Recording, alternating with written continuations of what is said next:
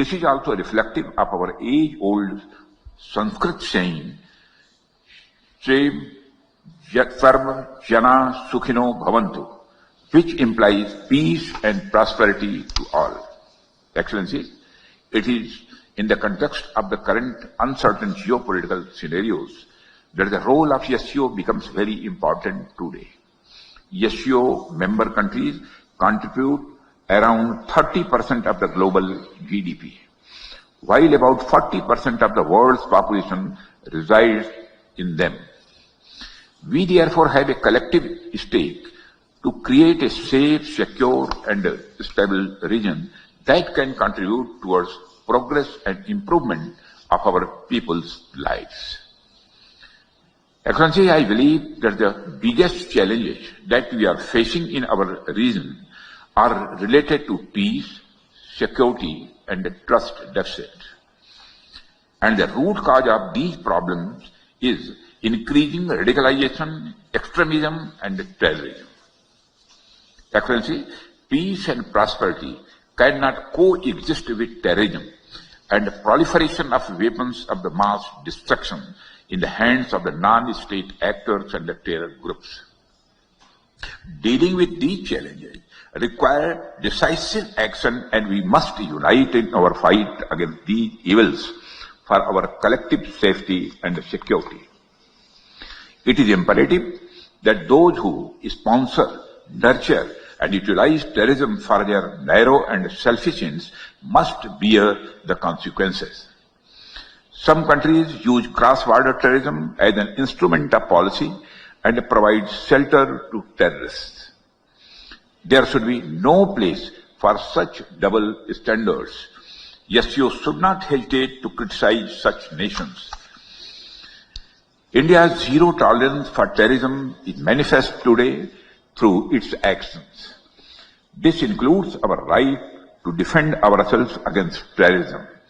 And we have shown that epicenters of terrorism are no longer safe, and we will not hesitate to target them. We should also take proactive steps to prevent the spread of the radicalization among our youth. The RATS mechanism of SCO has played a significant role in this regard.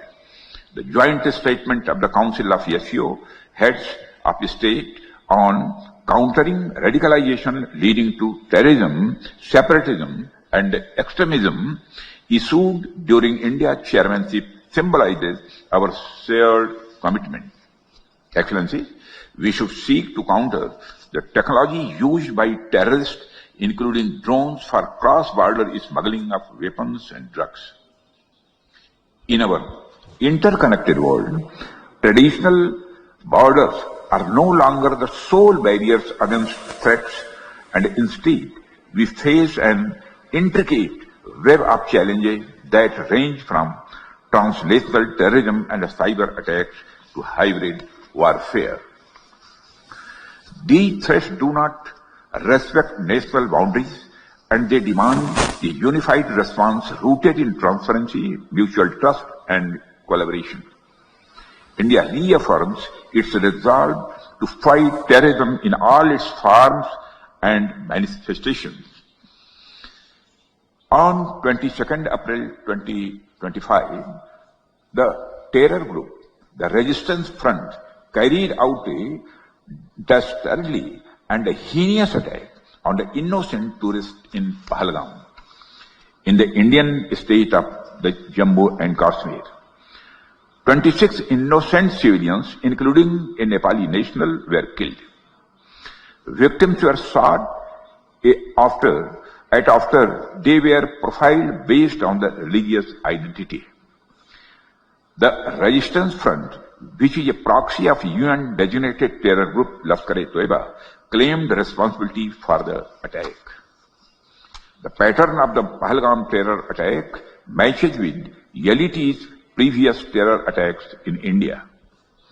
In exercising its right to defend against terrorism and preempt as well as deter further cross-border terrorist attacks, India on 7th May 2025 successfully launched Operation Sindoor to dismantle cross-border terrorist infrastructure.